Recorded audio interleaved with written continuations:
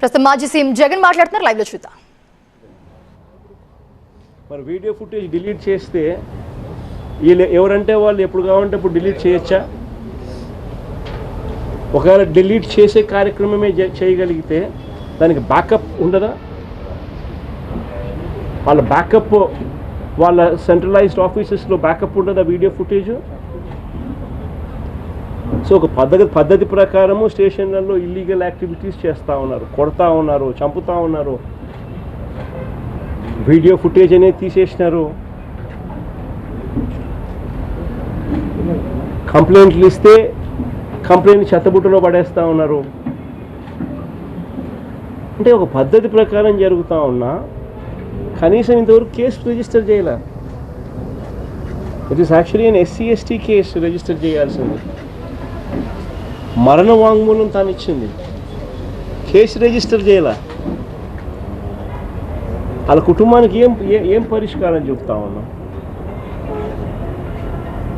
అన్ని రకాలుగా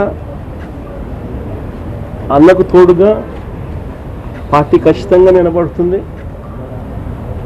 అన్ని రకాలుగా కూడా ఈ కేసుకు సంబంధించి లీగల్ ఎయిడ్ దగ్గర నుంచి మొదలు పెడితే అన్ని రకాలుగా కూడా తోడుగా ఈ కుటుంబానికి ఉంటాం. ఖచ్చితంగా న్యాయం జరిగే దిశగా కోర్టుల మీద ఖచ్చితంగా ఒత్తిడి కూడా తీసుకొచ్చే కార్యక్రమం కూడా ఖచ్చితంగా చేస్తాం. జై జగన్, జై జగన్, జై జగన్.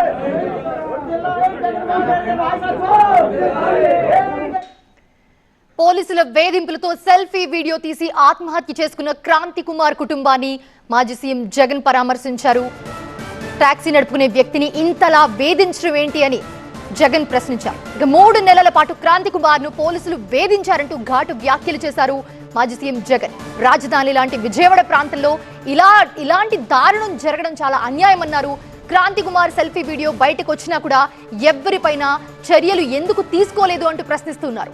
పోలీస్ స్టేషన్ లో ఉండాల్సిన వీడియో ఫుటేజ్ మాయమైంది అంటూ జగన్ వ్యాఖ్యలు చేశారు. 1 నెలలో 2 కేసులు నమోదయ్యాయంటూ కూడా ఆయన ప్రశ్నిస్తున్న పరిస్థితి మనం చూస్తున్నాము.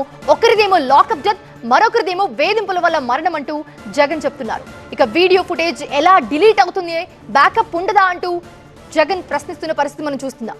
క్రాంతి కుమార్ కుటుంబానికి వైసీపీ అండగా ఉంటుందని భరోసా ఇచ్చారు ఆయన.